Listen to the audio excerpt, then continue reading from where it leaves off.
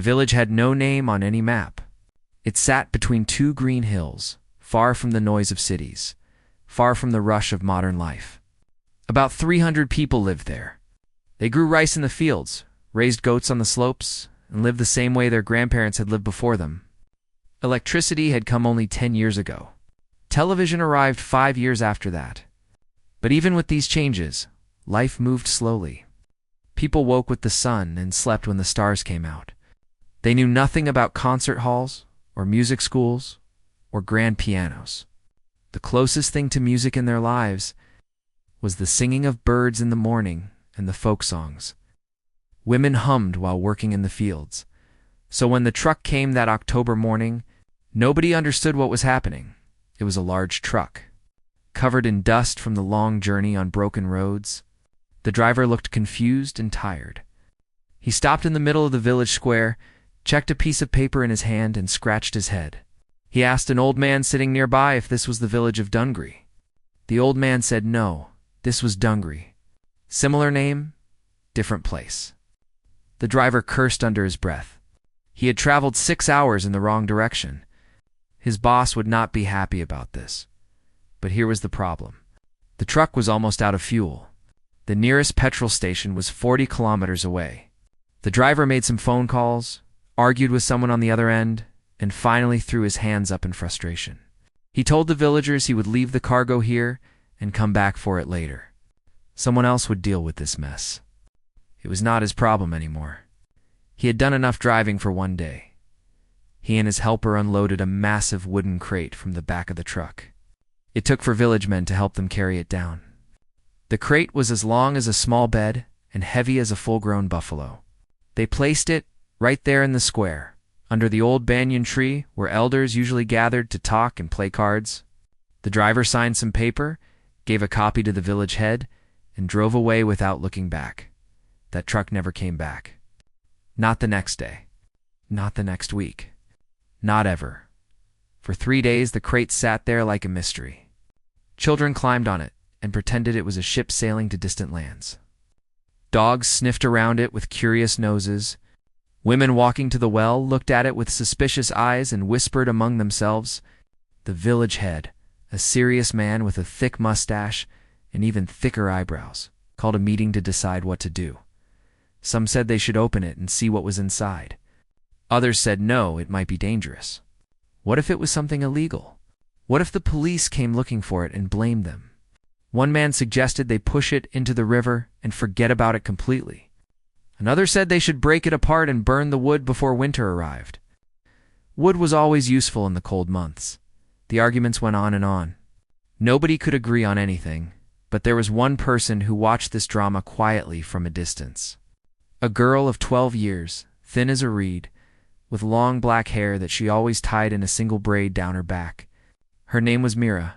She was the daughter of the village blacksmith, a man known for his strong hands and quiet nature. Mira had her father's quietness.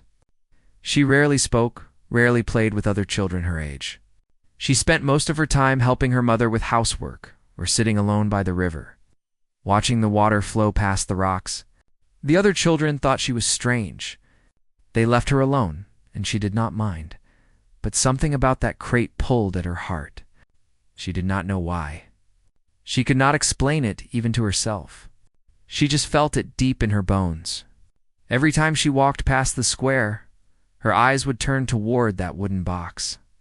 Every night before sleep, she wondered what was inside. Mira had heard music only once in her life. 3 years ago, her father had taken her to a wedding in a town 2 hours away. A distant relative was getting married, and for Mira, it was the first time she had ever left the village. Everything amazed her. The cars honking on the streets, the shops with glass windows, the bright lights that turned night into day.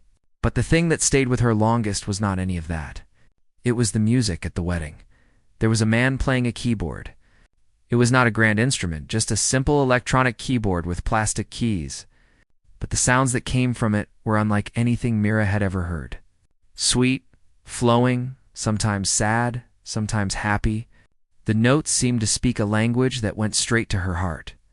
She stood frozen near the stage, watching the man's fingers move across the black and white keys. She forgot about the food, the dancing, the fireworks.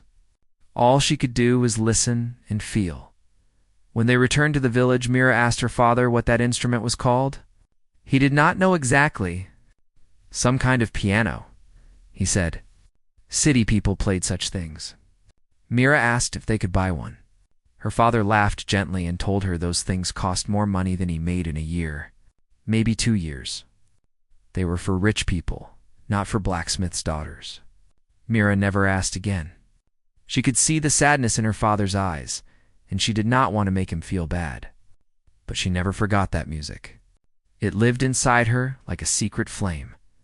Now, standing at the edge of the square, watching the elders argue about the mysterious crate, Mira felt that flame grow stronger, a feeling she could not name, a hope she was almost afraid to have. On the 4th night, she made her decision. The village was asleep. The moon was full and bright, casting silver light over the empty square. Mira crept out of her house, moving like a shadow through the darkness. Her heart was beating so fast, she could hear it in her ears. She had taken her father's smallest tools, the ones he used for delicate work on jewelry and locks. She did not know what she would find inside the crate. Maybe it was nothing special. Maybe it was just machine parts or farming equipment. But she had to know. She reached the crate and knelt beside it in the cool night air. Her hands were trembling. Slowly, carefully, she began to remove the nails from the wooden boards. It took her almost an hour. Her fingers hurt, and her arms grew tired. One nail cut her palm, and she had to stop the bleeding with the edge of her dress. But she kept going. Something pushed her forward. Something she did not understand. Finally, the last board came loose. Mira pulled it away and looked inside. Her breath stopped. It was a piano. A real piano. Not like the keyboard she had seen at the wedding, but something far more beautiful. It was large and black, with a curved body that gleamed in the moonlight like the surface of a still lake. It looked like something from another world. Something magical and impossible. Something that did not belong in this small, forgotten village where people had never heard of such things. Mira reached out and touched it. The surface was smooth and cool under her trembling fingers. She traced the white keys, then the black ones. They were arranged in a pattern she did not understand, but they looked like a code waiting to be solved, like a secret waiting to be discovered. She pressed one key. A single note rang out into the night. Clear, pure, beautiful. It echoed off the mud walls of nearby houses and floated up toward the stars. A dog barked somewhere in the distance. A rooster, confused by the sudden sound, crowed before its time. Mira pressed another key, then another. The sounds were not music yet. They were just noise, random notes with no connection. But to Mira, they were the most wonderful noise she had ever made in her 12 years of life. She felt tears forming in her eyes, though she did not fully understand why. Something had changed in that moment. She could feel it deep inside her chest, like a door opening in a dark room. Like a seed breaking through hard soil toward sunlight. She did not know how to play. She did not have a teacher. She did not even have a single book to learn from. All she had was this instrument that arrived by accident, delivered by a lost truck driver who would never return. All she had was a memory of music heard once at a distant wedding. All she had was a hunger in her heart she could not explain. But standing there alone in the moonlight, small brown hands resting on those black and white keys, Mira made a silent promise to herself. She would learn, no matter how long it took. No matter how hard it was. No matter what anyone said. She would learn to make those keys sing. The village slept on. Peaceful and unaware that everything was about to change. The next morning, the village woke up to find the crate open. People gathered around it, staring at the strange black instrument inside. Most of them had never seen anything like it. The children poked at the keys and laughed at the sounds. The elders shook their heads and wondered what kind of useless thing this was. You could not plow a field with it. You could not milk a goat with it. You could not eat it or sell it for much. What was the point of such a thing? The village head decided they would keep it for now. Maybe someone from the city would come looking for it and pay them for the trouble of storing it. They moved the piano under the covered area near the old temple, where it would be protected from rain. And then, as days passed, people mostly forgot about it. Life went on. There was rice to harvest and animals to feed. Nobody had time to think about a useless wooden box with black and white teeth. Nobody except Mira. Every night, after her parents fell asleep, she would slip out of the house like a ghost. She would walk barefoot through the dark lanes, past sleeping dogs and closed doors, until she reached the temple courtyard. And there, under the stars, she would sit at the piano and try to make it speak. In the beginning, it was terrible. The sounds she made were not music. They were noise. Harsh, random, painful to hear. She did not know which keys to press or how to press them. She did not know about scales or chords or rhythm. She just pressed whatever her fingers found and hoped something beautiful would come out. It never did. During the day, people started complaining. Who was making those awful sounds at night? It sounded like a cat being stepped on. It sounded like pots and pans falling down a hill. Some thought it was ghosts. Others thought it was some animal trapped inside the piano. A few men went to check one night but found nothing. The sounds had stopped by the time they arrived. Mira had heard their footsteps and hidden behind the temple wall, her heart pounding in her chest. She knew she had to be more careful. She also knew she could not stop. Something inside her would not let her stop. One night, while cleaning the dust off the piano, Mira found something tucked inside a small compartment under the lid. It was a book, old and yellow, with water stains on many pages. The cover was torn, but she could see pictures of hands on piano keys. She could see strange symbols that looked like a secret language. She could not read the words because they were in English, a language she barely knew. But the pictures were enough. They showed her where to put her fingers. They showed her patterns and positions. That book became her teacher. Every night, Mira studied those pictures like her life depended on it. She would hold the book close to her eyes in the moonlight, trying to understand what it was telling her. Then she would try to copy what she saw, finger by finger, key by key, note by note. It was slow. It was painful. Many nights she wanted to cry from frustration. Her fingers would not do what her mind wanted them to do. The sounds that came out were still ugly and broken, but she did not give up. She could not give up. Weeks turned into months. The winter came with its cold winds and foggy mornings. Mira's fingers would go numb while she practiced, but she kept playing. She wrapped them in cloth and kept going. Some nights she practiced until the first light of dawn appeared on the horizon. Then she would run home and pretend to wake up with everyone else. Hiding her exhaustion behind tired smiles, her mother noticed that something was different. Mira was always sleepy during the day. Her eyes had dark circles under them. Her schoolwork was suffering. Her mother scolded her, thinking she was staying up late doing nothing useful. Her father looked at her with worried eyes, but said little. He was not a man of many words. One evening, her mother found blisters on Mira's fingers. Then she found blood on her dress, dried brown stains that Mira had tried to wash away. Her mother grabbed her hands and demanded to know what was happening. Was someone hurting her? Was she doing something dangerous? Mira broke down and told the truth. She told her mother about the piano, about the book, about her secret nights of practice. She expected anger. She expected punishment. But her mother just stared at her with a look Mira could not understand. Finally, her mother spoke. She said that Mira was foolish. She said that girls from their village did not play pianos. She said that dreaming of such things would only bring disappointment. But she did not forbid Mira from going. She just sighed deeply, the way mothers do when they see their children walking toward something they cannot stop. That night, Mira went back to the piano. But this time, something was different. Her mother's words had hurt her, but they had also lit a fire inside her. She practiced harder than ever before. Her fingers bled again, but she did not care. She would show them. She would show everyone. Slowly, very slowly. The noise began to change. It happened so gradually that Mira did not notice it at first. But one night, she played a sequence of notes from the book, and something magical happened. The notes connected. They flowed into each other like water in a stream.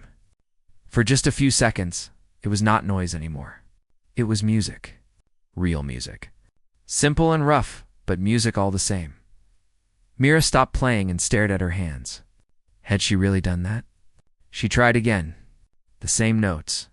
The same flow. Tears rolled down her cheeks, but she was smiling. For the first time in months, she felt like she was not just making sounds. She was speaking a language. The villagers noticed the change too. The complaints about the nightly noises became less angry. Some people even admitted that the sounds were not so bad anymore. Not good, but not terrible either. Life continued, and people stopped paying attention. But one person did pay attention. Her name was Kamala. She was the oldest widow in the village, a woman of 73 years who had lost her husband to illness 5 winters ago. Since then, she had barely left her small house at the edge of the village. She sat by her window most days, staring at nothing, waiting for her own time to come. Her children had moved to the city long ago. They sent money but rarely visited. Kamala was alone with her memories and her silence. One night, she could not sleep. Her bones ached, and her heart felt heavy with old grief. She decided to take a walk, something she had not done in months. She wrapped a shawl around her thin shoulders and stepped out into the cool night air. That was when she heard it. The music came floating through the darkness like a gentle breeze. It was simple, just a few notes repeating in a pattern, but there was something in it that made Kamala stop walking. She stood there in the middle of the lane, listening. The notes were sad and sweet at the same time. They reminded her of something she could not name. A feeling from long ago. A memory of her husband's voice. A time when life still had color. She followed the sound until she reached the temple courtyard. There, in the silver moonlight, she saw a young girl sitting at a strange black instrument. The girl's eyes were closed, and her small fingers moved slowly across the keys. She did not know anyone was watching. Kamala sat down on a stone bench nearby. She did not say a word. She just listened. And for the first time in 5 years, she felt something move inside her frozen heart. Something warm. Something alive. When Mira finally stopped playing and opened her eyes, she saw the old woman sitting there. Their eyes met. Neither of them spoke. But something passed between them in that moment. An understanding. A connection that needed no words. Kamala came back the next night. And the night after that. She never told anyone. It was her secret, just as it was Mira's secret. But secrets in small villages never stay secrets for long. It started with whispers. Kamala told her neighbor about the girl who played music at night. The neighbor told her sister. The sister told her husband. And within a week, half the village knew about Mira and her piano. At first, people were curious. Then they became interested. One by one, they started finding excuses to walk past the temple courtyard after dark. A man said he was looking for his lost goat. A woman claimed she needed to pray at the temple. Children said they were playing hide and seek, but they all ended up standing in the shadows, listening to the strange and beautiful sounds coming from that black wooden instrument. Mira did not know she had an audience. She was too lost in her music to notice the figures hiding behind walls and trees. Her eyes would close the moment her fingers touched the keys, and she would enter a world where nothing else existed. Just her and the notes and the silence between them. But eventually, she found out. One night she finished playing a piece she had been practicing for weeks. It was the longest piece in her water-damaged book, and she had finally learned to play it from beginning to end without stopping. When she opened her eyes and turned around, she nearly screamed. There were at least 20 people standing in the courtyard watching her.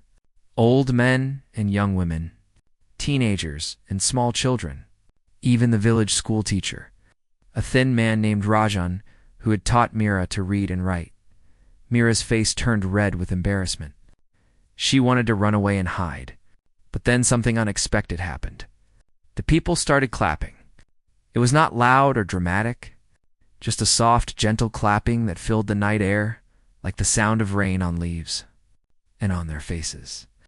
Mira saw something she had never seen directed at her before. Respect, admiration, wonder. Kamala.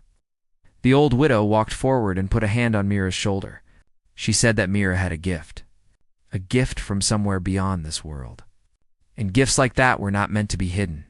From that night on, everything changed. The secret gatherings became regular events. Every evening, after dinner and chores, people would drift toward the temple courtyard. They brought mats to sit on and shawls to keep warm. Mothers brought their babies. Grandfathers brought their walking sticks. The courtyard that had been empty and forgotten for years became the heart of the village. Once again, and Mira played for them all. She played the songs from her book, the ones she had learned note by note through months of struggle, but she also started creating her own music. She would listen to the birds singing at dawn and try to capture their melodies on the keys. She would hear the rhythm of rain on rooftops and turn it into something people could feel. She played happy songs for festivals and sad songs for funerals. When a baby was born, she composed a gentle lullaby. When an old farmer passed away, she played something slow and peaceful that made the whole village weep.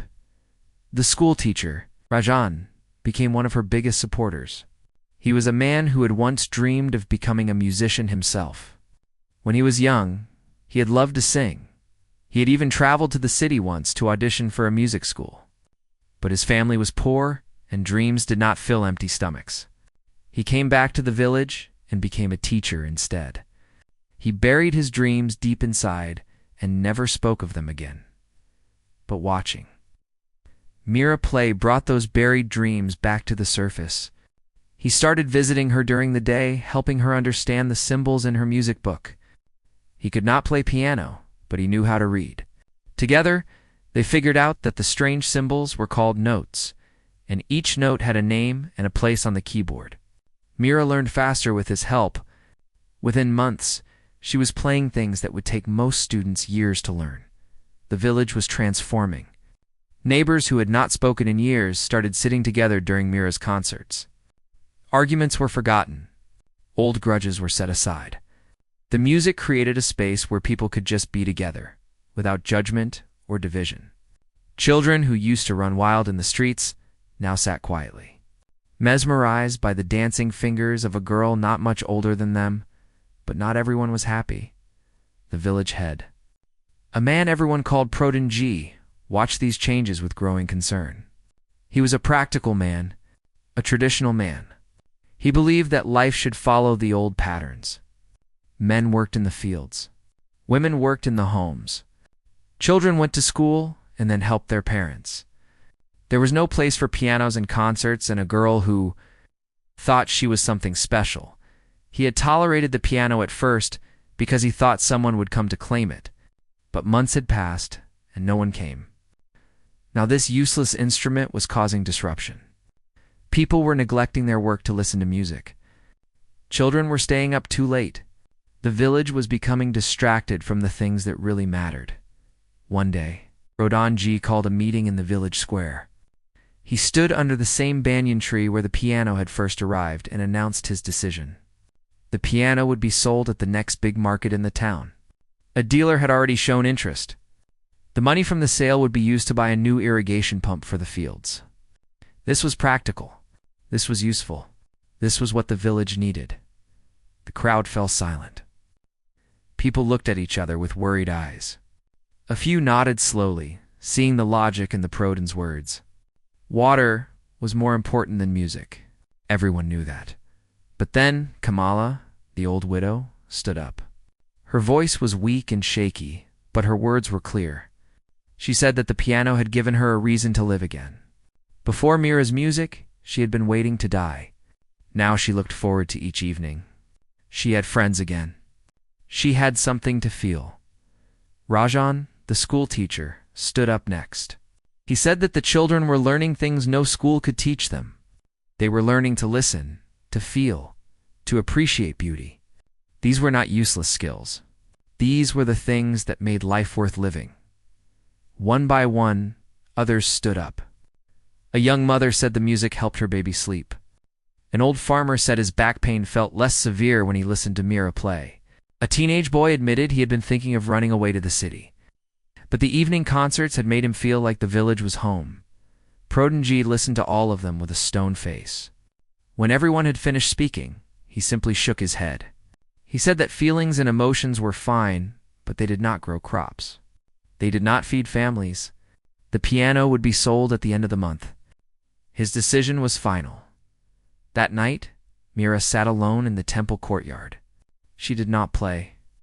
She just stared at the piano, at its black and white keys that had become more familiar to her than her own hands. In 3 weeks, it would be gone, taken away to some rich person's house in the city. And she would go back to being the invisible blacksmith's daughter who had nothing and was nothing. Kamala found her there, crying silently in the dark. The old woman sat down beside her and held her hand. She did not say that everything would be okay. She did not make promises she could not keep. She just sat there, sharing the grief, letting Mira know she was not alone. For the next few days, Mira did not play. The courtyard was empty and silent. The villagers went back to their routines, but something was missing. The evenings felt longer and darker. People sat in their homes and did not know what to do with themselves. They had not realized how much the music had become a part of their lives until it was gone. The village held its breath, waiting to see what would happen next. The silence was louder than any music had ever been. 5 days passed without a single note from the temple courtyard. 5 days of empty evenings and restless nights. The villagers tried to go back to their normal lives, but normal did not feel normal anymore. Something was missing. Like a color had been removed from the world and everything looked dull without it. The children were the first to show it. They became irritable and bored. They fought with each other over small things. They asked their parents when Mira would play again, and the parents had no answer. The mothers noticed it too. Their babies, who had grown used to falling asleep to distant piano music, now cried for hours. The old people felt it most of all. Kamala stopped coming out of her house. She sat by her window again, staring at nothing, just like before. Even the people who had agreed with Prodan, G started to feel uneasy. Yes, an irrigation pump was practical. Yes, water was important for the crops. But was that all life was supposed to be? Work and water and waiting for the next harvest? Had they forgotten what it felt like to gather together just for the joy of it? Rajan, the schoolteacher, could not stop thinking about it. He watched his students in class, and he saw the same dullness in their eyes that he felt in his own heart. These children had tasted something beautiful, and now it was being taken away from them. He remembered his own dreams, crushed so many years ago by poverty and practicality. He did not want the same thing to happen to Mira. One evening, he walked to the blacksmith's house. Mira's father was sitting outside, sharpening a tool by the light of a small lamp. He looked up when Rajan approached, but did not say anything. He was not a man who wasted words. Rajan sat down beside him and spoke quietly. He said that Mira had a gift that came once in a generation, maybe once in a lifetime. He said that the whole village had changed because of her music, and now they were going to let it slip away for the price of a water pump. He asked if that made sense. He asked if the blacksmith was willing to watch his daughter's heart break without doing anything. The blacksmith stayed silent for a long time. Then he spoke, his voice low and rough. He said he knew his daughter was special. He had known it since she was a small child. The way she listened to birdsong with her whole body, the way she hummed melodies no one had taught her. But what could he do? He was just a blacksmith. He had no power, no money, no influence. The Prodan had made his decision, and decisions like that did not change in villages like theirs. Rajan shook his head. He said that one man could not stand against the current alone, but many people together could change the direction of a river. He had an idea.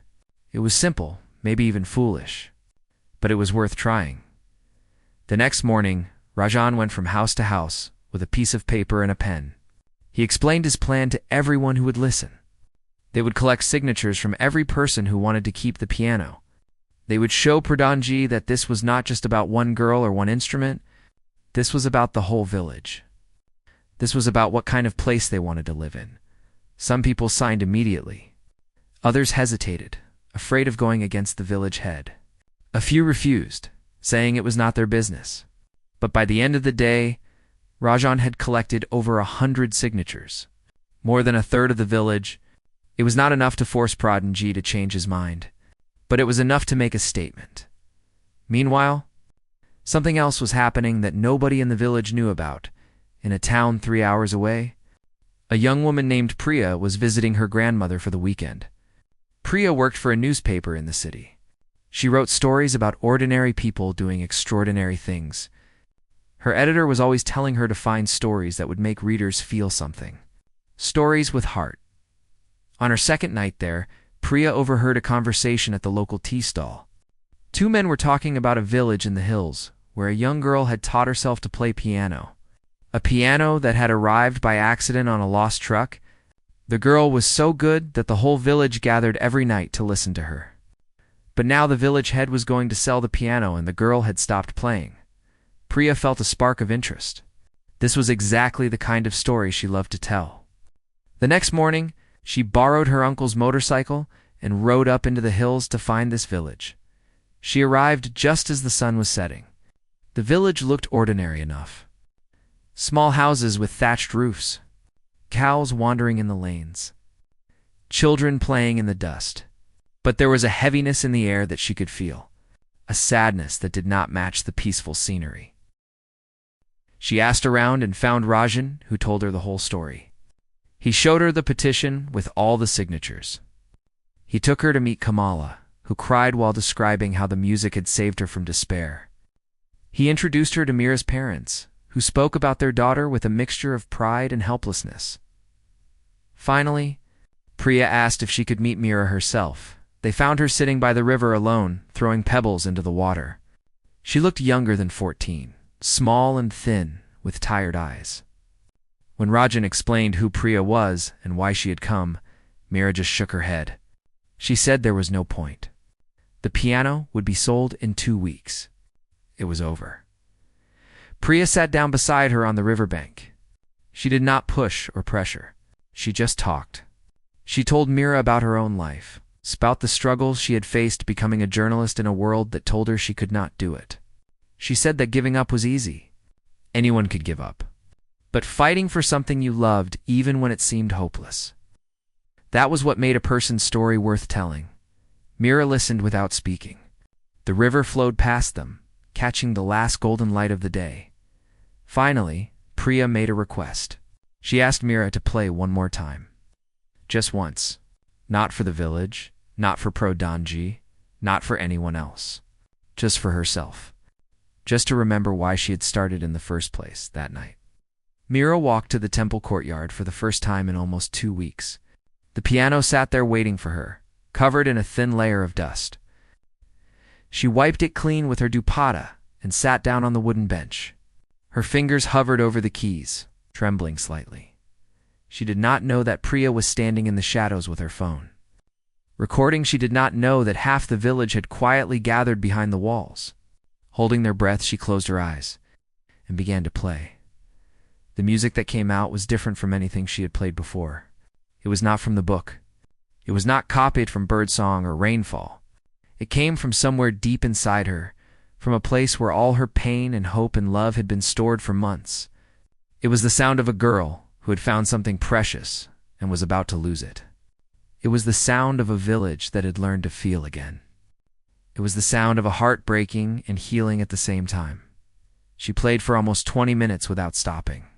When she finally lifted her fingers from the keys and opened her eyes, she saw that the courtyard was full of people. They were crying. All of them.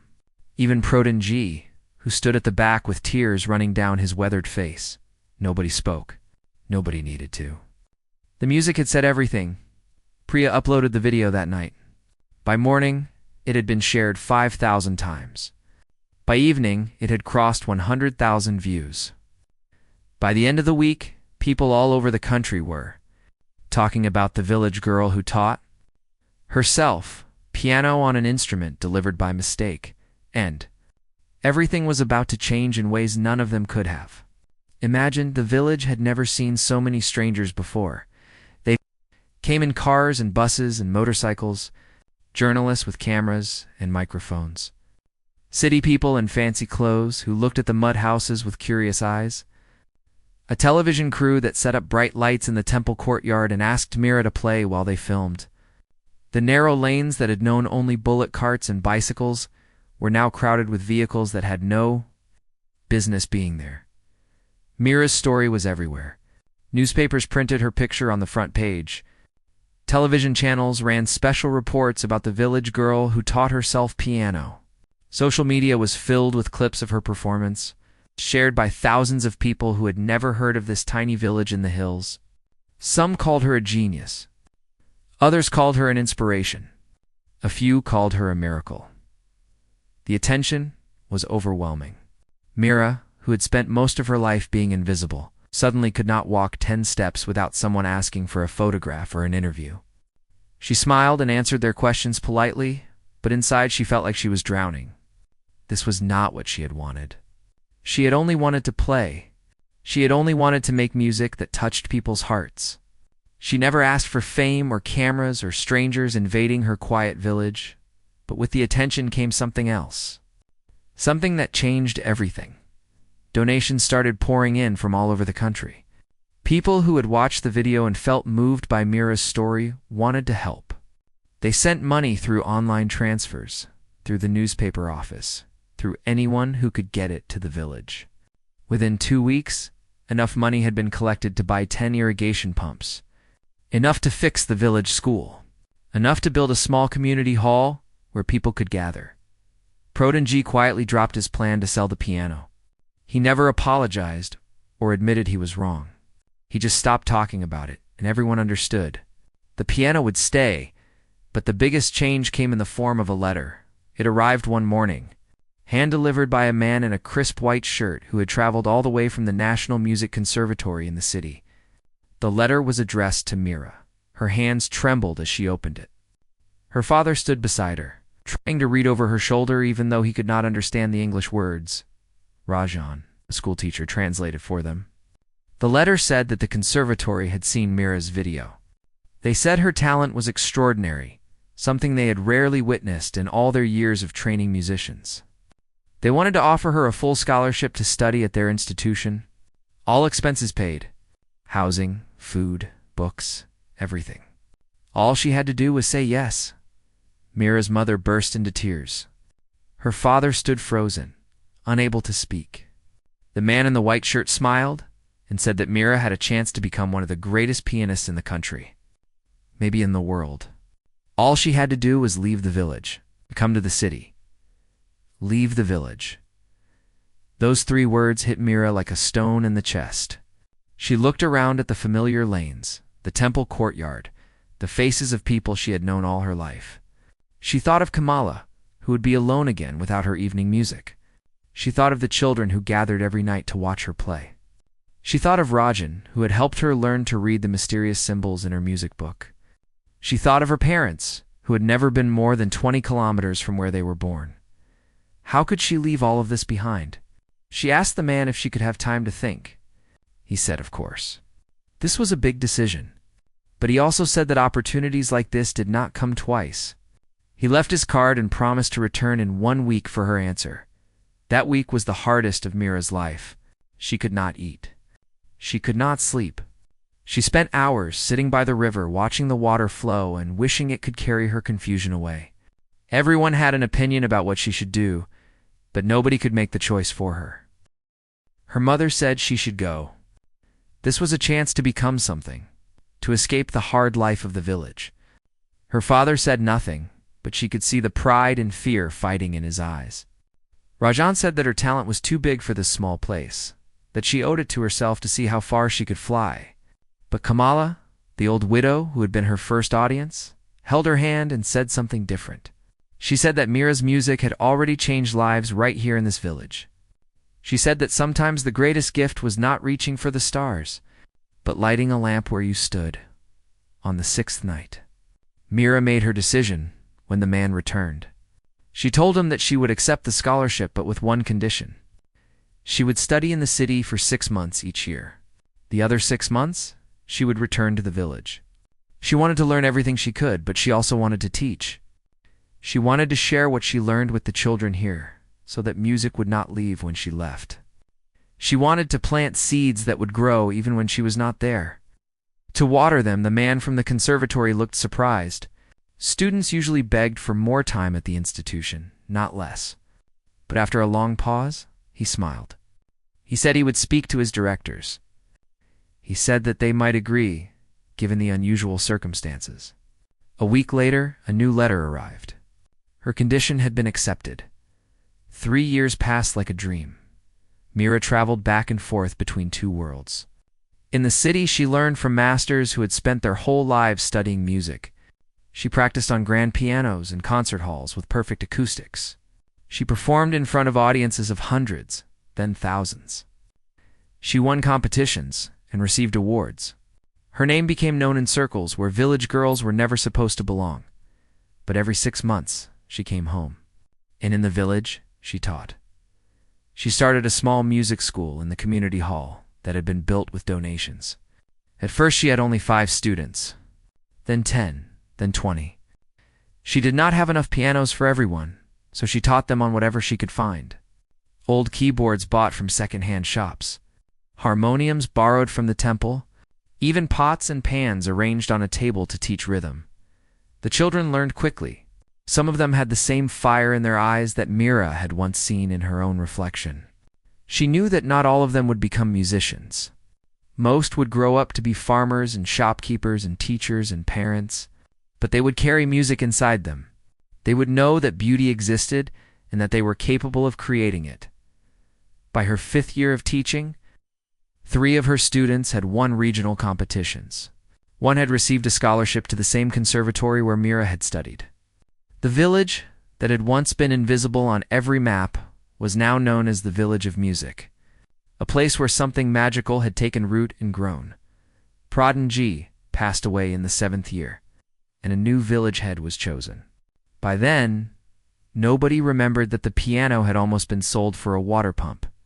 The story had become legend, told to children at bedtime, a reminder that accidents could become miracles if you had the courage to believe. And Mira?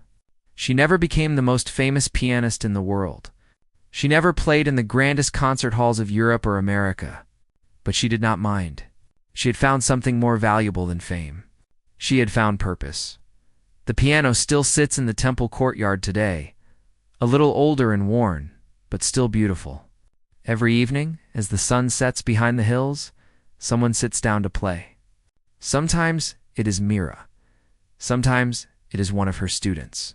Sometimes it is a child who has just learned their first simple melody, and the music floats out over the village, over the fields and the river and the hills, reminding everyone who hears it of one simple truth. Miracles do not need to be big or loud or famous. Sometimes they arrive on a lost truck in the middle of the night, waiting to be discovered by a girl with hungry hands and a heart full of dreams. Sometimes all you need to change everything is the courage to press the first key.